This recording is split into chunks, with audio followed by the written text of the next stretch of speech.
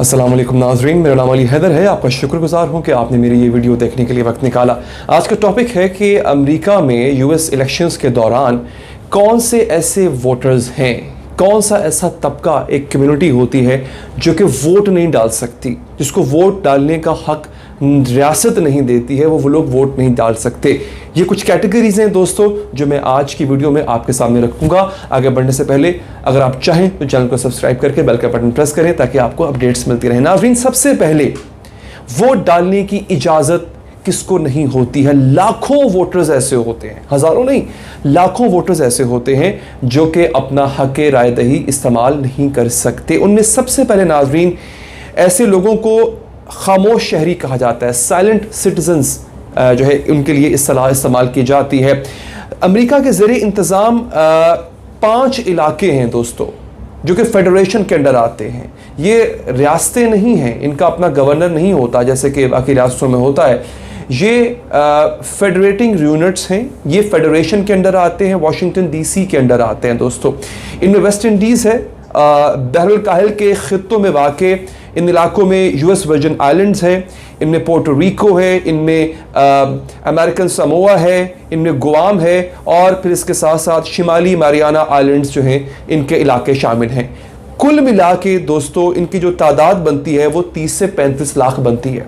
ये इतनी बड़ी तादाद के जो लोग होते हैं, इन इलाकों में रहने वाले लोग किसी भी अमरीकी रियासत के इलेक्शन में या अमेरिका के यूएस प्रेसिडेंशियल इलेक्शन में अपना ये हक इस्तेमाल नहीं कर सकते, हालांकि ये लोग अमरीकी शहरी होते हैं। लेकिन यहाँ पर दिलचस्प बात यह है कि अगर ये लोग अमेरिका की किसी और रियासत जिनको हम मेनलैंड स्टेट्स कहते हैं, अगर ये अमेरिका के मेनलैंड स्टेट्स में जाके सकूनत इख्तियार कर लेते हैं, if they start living there, तो वह तब उनको वोट डालने का हक मिल जाता है। They get the right to vote, but until and unless they are staying in these 5 और 6 एरियाज जो मैंने आपको पहले यहाँ पे बताए हैं, तो इनको वहाँ पर वोट का हक नहीं मिलेगा। एंड इंटरेस्टिंग थिंग इज कि अगर मेनलैंड इलाकों का कोई शहरी इन इलाकों में आके रहना शुरू कर देता है तो फिर वो भी अपने वोट का हक खो बैठता है। हाँ, ये बड़ी इंटरेस्टिंग चीज़ है कि अगर मेनलैंड रियासतों का अमरीकी शहरी किसी और मुल्क में चला जाता है, लेकिन तो वहाँ पर जाके वो डाक के ज़रिए अपना वोट डाल सकता है।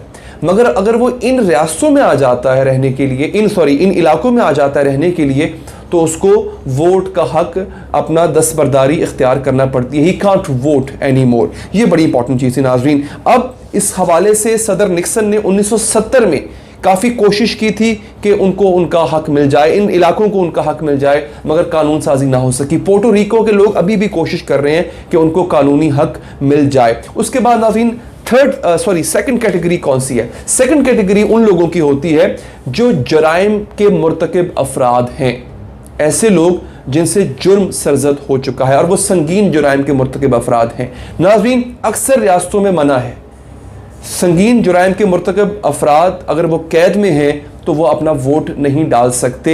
और बाज़ इलाके ऐसे हैं जहां पर कैदियों को और संगीन जुराइम के कैदियों को वोट डालने की परमिशन है। इनमें मेन आती है, इनमें वर्मोंट आती है। ये 2 रियासतें ऐसी हैं जहां पर बिल्कुल आज़ादी है कि ये जेल में बैठ के अपने वोट का हक एक्सरसाइज कर सकते हैं।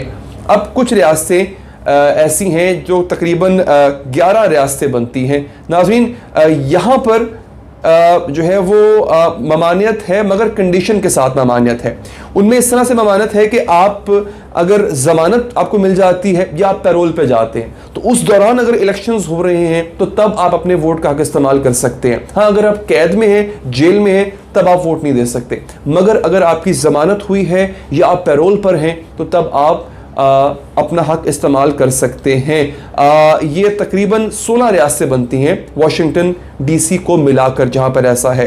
और फिर तकरीबन 11 रियासतें ऐसी हैं जहां पर बिल्कुल भी, चाहे आप पैरोल पर हों, चाहे आप जमानत पर हों, ख्वाह किसी भी किस्म का मामला क्यों ना हो, आप अपने वोट का हक इस्तेमाल नहीं कर सकते। अब आती है थर्ड कैटेगरी, वो है जो कि नफ्सियाती अमराज में मुब्तला लोग हैं, जिन्हें कोई साइकोलॉजिकल प्रॉब्लम है, कोई साइकोलॉजिकल डिसऑर्डर है उनका किसी भी किस्म का, कई रियासतें ऐसी हैं दोस्तों जहां पर अलाउ नहीं है कि वो वोटिंग प्रोसेस में हिस्सा लें। हाँ, इनकी जांच पड़ताल किस तरह होती है दोस्तों, हर रियासत के अपने कानून है, बाज़ को अपने हॉस्पिटल से जहां पर वो रिहैब में होते हैं। अच्छा, मैं यह बता दूं आपको कि नफ्सियाती लोग वो जो कि किसी के ज़ेरे निगहदाश्त हैं, यानी किसी रिहैबिलिटेशन सेंटर में वो मौजूद है, तो रिहैबिलिटेशन सेंटर अगर उनको सर्टिफिकेट देता है कि ये इस काबिल है कि वोट कर सके, चूज कर सके कि किसको अमेरिका का प्रेसिडेंट होना चाहिए, किसको नहीं होना चाहिए, इतनी समझबूझ अगर इसको है, इतने सेंसेस अगर इसके काम कर रहे हैं, तब वो जो हॉस्पिटल होता है दोस्तों वो परमिशन देता है, तो वो नफ्सियाती जो मरीज होता है, जो ज़ेरे इलाज होता है, वो अपने वोट का हक इस्तेमाल कर सकता है। अदरवाइज अगर वो नहीं देता तो कई रियासतें ऐसी हैं जहां पर ये वोट का हक इस्तेमाल नहीं हो सकता। अलबत्ता कुछ रियासतें ऐसी हैं, उन्होंने पैमाना ये बनाया हुआ है कि अगर नफ्सियाती मरीज बगैर किसी अटेंडेंट के, बगैर किसी निगहदाश्त के खुद पोलिंग स्टेशन तक पहुंचने के काबिल है, तो फिर वो अपने वोट का हक इस्तेमाल कर सकता है। यानी ये उन्होंने कंडीशन लगाई है, और बड़ी मेरे ख्याल है सिंपल कंडीशन है कि इफ़ ही और she can go to the polling station and he is और she is able to decide whom to vote, तो उनको वो हक हासिल है। उनको गेज करने के अपने अपने तरीके हैं हर रियासत के। तो दोस्तों, ये वो कैटेगरीज थी जिनका मैंने जिक्र किया, जो कि अपना हक राय दही इस्तेमाल नहीं कर सकती हैं। और ये बड़ी इंटरेस्टिंग चीज़ें हैं, क्योंकि अमेरिका सबसे पुरानी डेमोक्रेसी का दावेदार है, one of the oldest democracies. Human rights वाले हों, दीगर तंजीमें हो, वो अमेरिका के यूएस प्रेसिडेंशियल सिस्टम में ये जो पाबंदियां हैं चंद एक लोगों पर, उन पर खुली तनकीद करते आए हैं। उनका ये मानना है कि वोट देने का हक हर किसी को है, अपना मुस्तकबिल चुनने का हक हर किसी को है, खा वो कैदी हों, खा वो उन इलाकों में रहते हों अमेरिका के जो वफाक के ज़ेरे इंतज़ाम हैं, जो फेडरेटिंग यूनिट्स हैं, चाहे वहाँ रहते हों, मेनलैंड रियासतें ना हों, उन लोगों को भी हक है, क्योंकि प्रेसिडेंट ने ही बिलाखिर उनके लिए पॉलिसीज़ बनानी हैं, उनके लिए अहकामात सादर करने हैं उन इलाकों के लोगों के लिए। जैसे कि मैंने वेस्ट इंडीज़ का जिक्र किया, पोर्टो रिको का जिक्र किया, तो उन इलाकों के मुस्तकबिल के फैसले भी अगर प्रेसिडेंट ने करने हैं तो कम से कम उनको ये इख्तियार दिया जाना चाहिए कि वो अपना प्रेसिडेंट खुद चुन सकें। इस पर काम हो रहा है, हो सकता है आगे चल के कोई इस पर लेजिस्लेशन हो जाए, और हो भी सकता है कि मौजूदा कैंडिडेट जो है इनमें से कोई वादा ऐसा कर दे इन लोगों से कि मैं आपको आपका हक ज़रूर दिलवाऊंगा। ये अब आने वाली बात है। नाज़रीन, हमारे यूएस प्रेसिडेंशियल इलेक्शन सेल से फ़िलहाल तक के लिए इतना ही। दीजिए इजाज़त, अल्लाह ने के बाद।